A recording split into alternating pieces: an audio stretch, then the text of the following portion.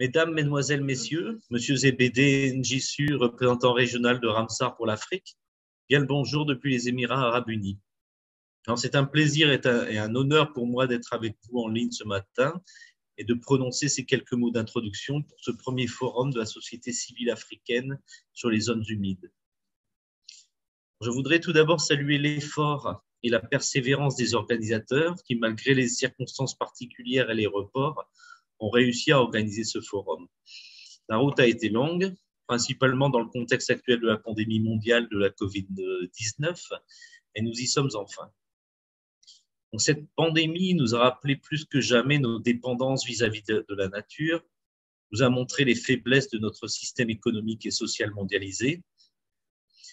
Malgré une évolution tangible de la conscience collective sur le besoin de changer nos rapports avec la nature, malgré des résolutions et mécanismes de régulation internationaux qui se multiplient, affichant des objectifs toujours plus ambitieux, que ce soit au travers de la Convention Ramsar pour la protection des zones humides, des objectifs de développement durable des Nations Unies, de la Convention pour la biodiversité, des accords de Paris pour lutter contre les changements climatiques.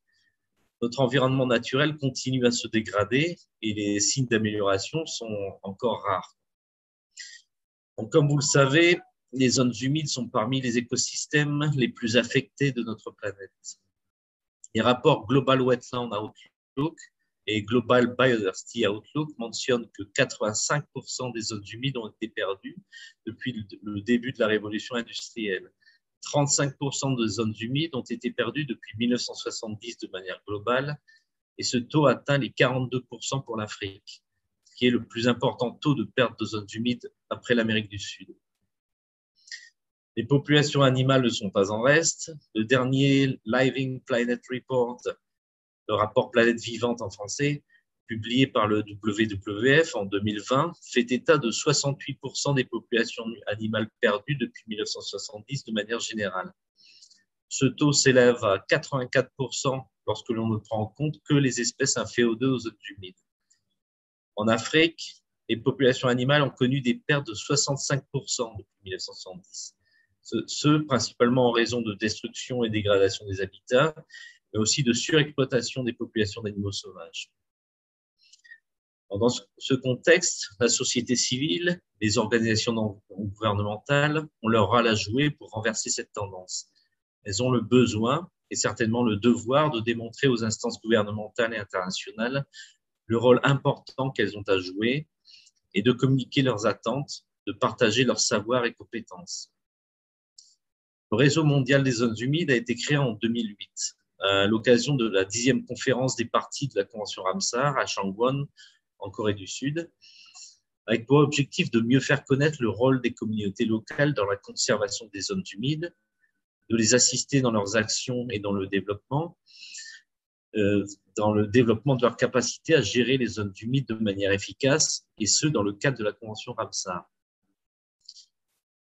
Comme vous allez en discuter au cours de ce forum, les expériences et les connaissances acquises par la société civile sont multiples et variées, que ce soit dans la connaissance de l'écologie ou de la biodiversité des zones humides, tout écosystème confondu, que ce soit dans le monitoring des tendances évolutives de ces milieux, dans les modes de gestion, ou dans le développement ou la mise en application des régulations. Réfléchir, débattre et échanger sont essentiels au changement pour partager les solutions qui marchent, mais aussi celles qui ne marchent pas et identifier comment appliquer ces solutions à plus grande échelle. Enfin, un dernier point que je voudrais souligner concerne la croissance démographique et son impact sur l'environnement. L'empreinte écologique individuelle due à la consommation des ressources est, au travers d'une grande partie de l'Afrique, une des plus faibles au monde. Avec l'augmentation du niveau de vie moyen, les écarts se réduisent, et ce qui se traduit aussi par une augmentation d'autant plus importante de la pression environnementale. Une des particularités de l'Afrique est aussi la structure et dynamique de sa population. En 2018, plus de 70% de la population africaine était âgée de moins de 30 ans, alors que les taux de natalité décroissent partout dans le monde et que certains pays voient même leur taux de fécondité en deçà du seuil de remplacement de la population, conduisant à un vieillissement et une baisse de la population, ce qui est le cas en Europe et en Asie de l'Est notamment. En Afrique, ces taux sont les plus élevés et la population africaine est toujours en forte croissance. J'insiste sur ce point de croissance démographique car il est pour moi le facteur clé des pressions environnementales et dont tous les problèmes environnementaux et notamment la pression sur les zones mobiles découlent. Avec ces facteurs démographiques, les enjeux environnementaux vont continuer à aller croissant dans les décennies à venir. Gérer ces problèmes va reposer sur la jeunesse africaine. Stimuler le développement des mouvements de jeunes et sensibiliser aux enjeux de conservation de l'environnement en général, de l'impact des changements climatiques, de la gravité de la situation en ce qui concerne l'érosion de la biodiversité, qu'ils prennent en main leur destin, est un impératif majeur et générationnel. Je ne vais pas prendre plus de temps et vous souhaite maintenant des échanges d'idées et discussions fructueuses et j'attends avec impatience d'entendre le fruit de vos réflexions. Je vous remercie.